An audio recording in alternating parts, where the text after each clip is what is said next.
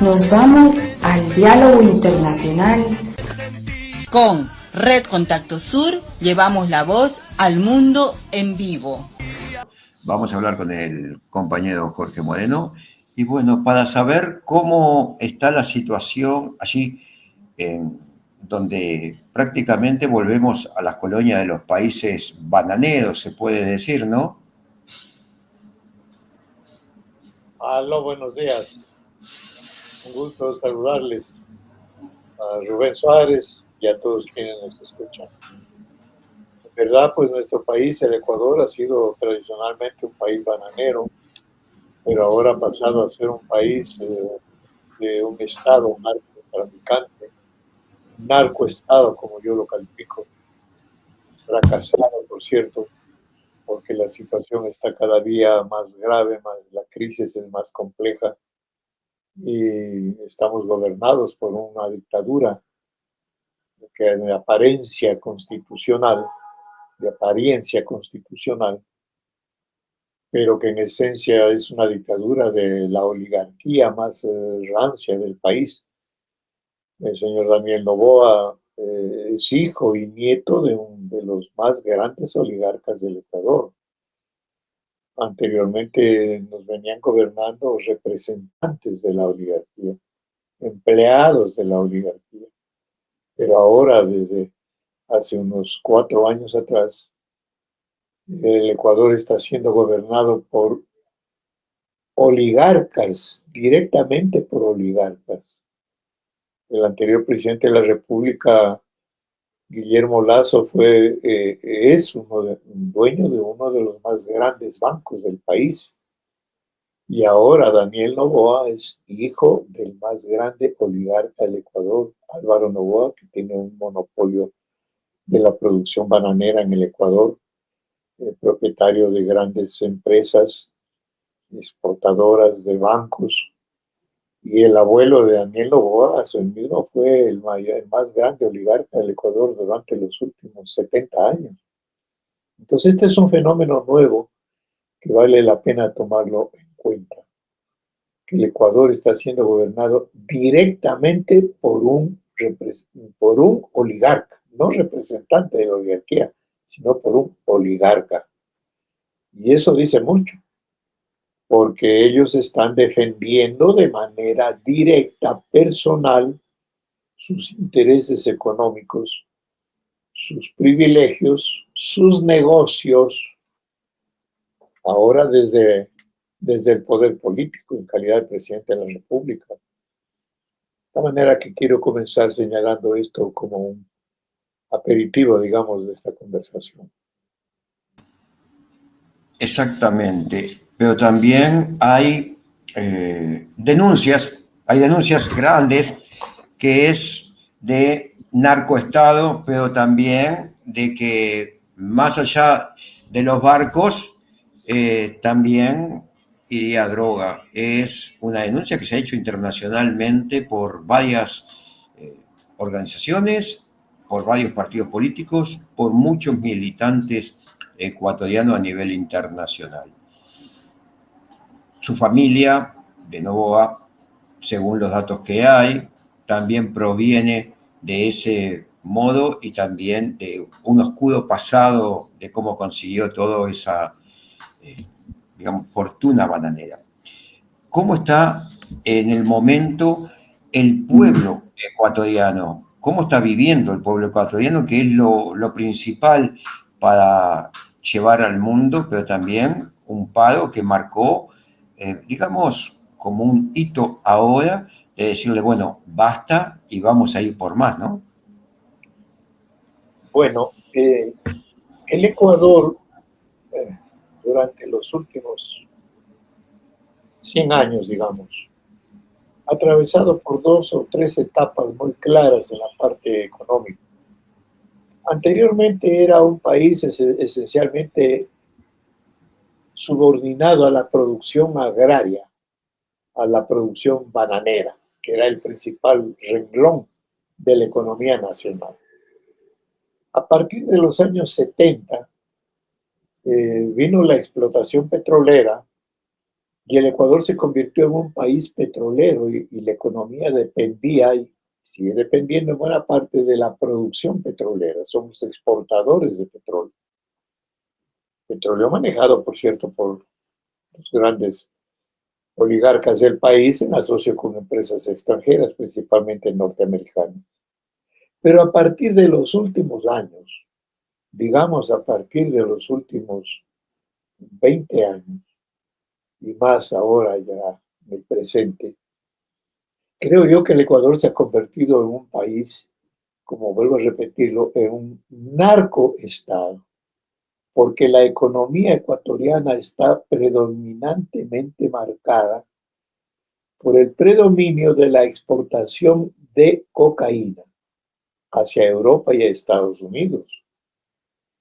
Hay que aclarar que nosotros no producimos, el Ecuador no hay plantaciones de cocaína, pero viene la cocaína desde Colombia, desde Perú, y el Ecuador se ha convertido en un sitio de exportación del narcotráfico, de cocaína concretamente.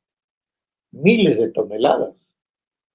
Se está hablando que pasan por el Ecuador por lo menos unas 2.000 toneladas al año.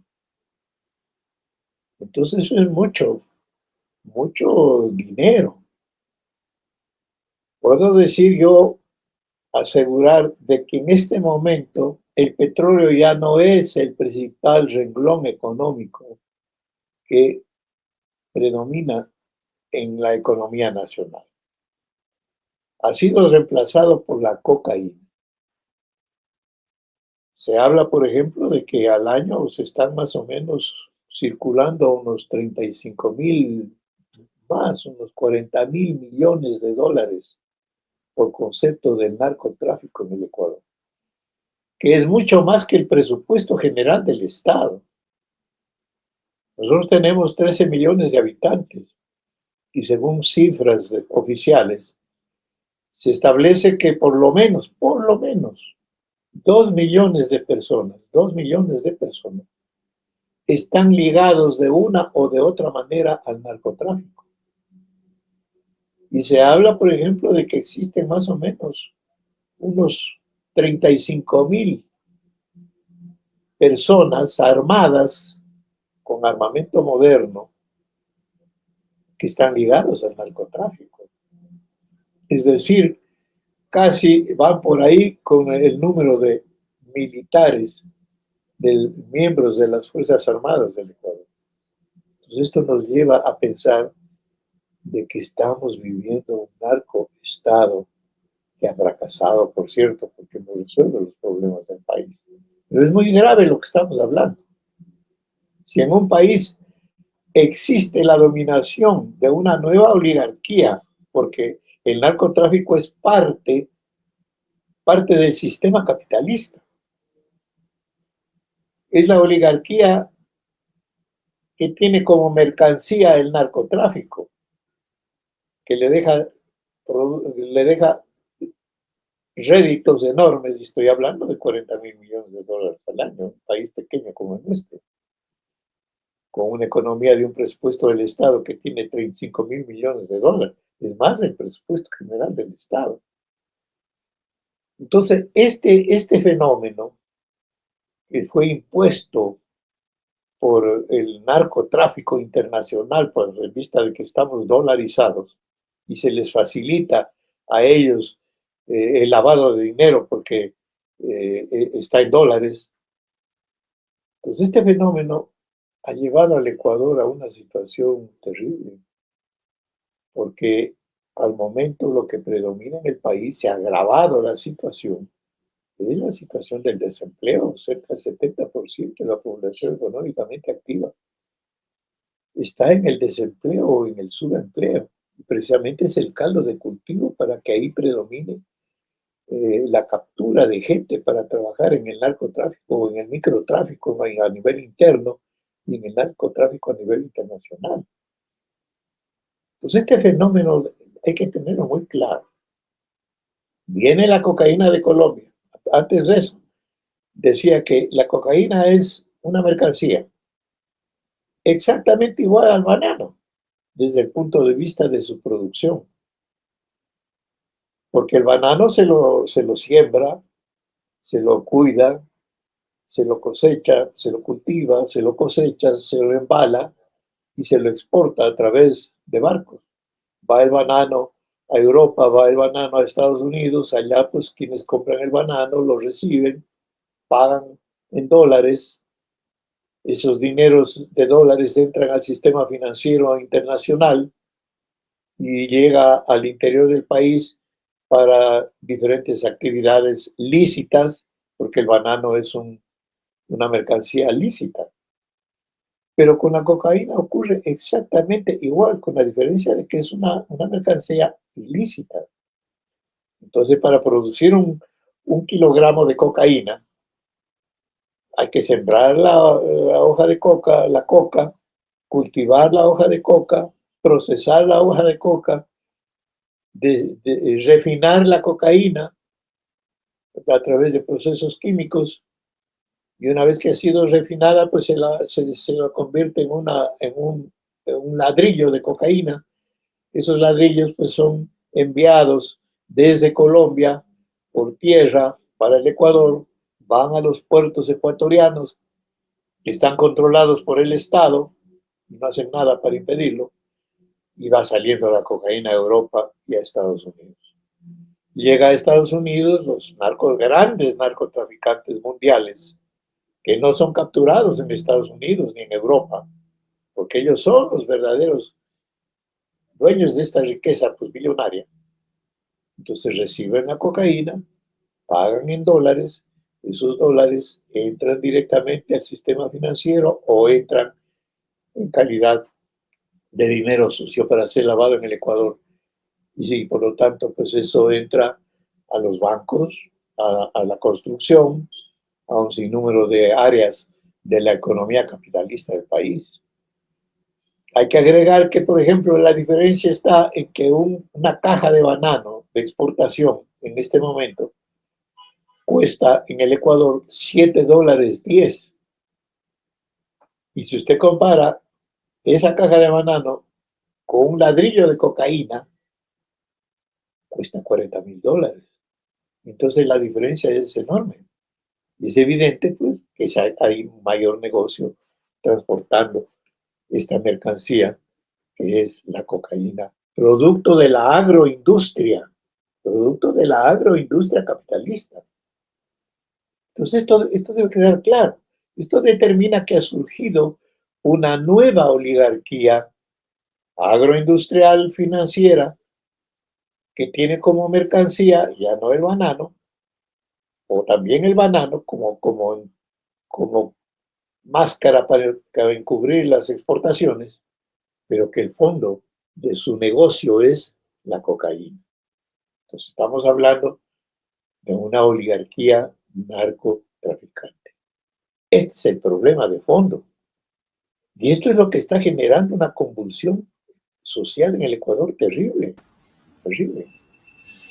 Agregando un dato de que lamentablemente los últimos gobernantes que hemos tenido, los últimos 17 años, empezando por Rafael Correa, el llamado socialismo del siglo XXI, ellos estuvieron directamente ligados a una de las fuerzas más poderosas del narcotráfico, los llamados choneros y los lobos, que están ahora enjuiciados penalmente por sus delitos.